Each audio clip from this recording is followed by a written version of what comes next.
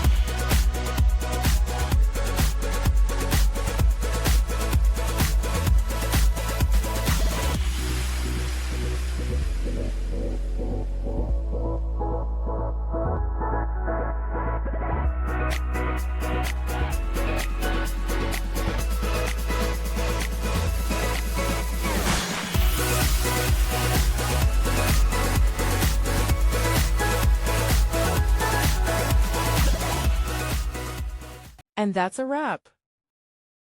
I hope you found the answer you were looking for. If you did, take a second to hit that subscribe button. It really helps out. And let me know in the comments which solution worked best for you. See you next time in the debug zone.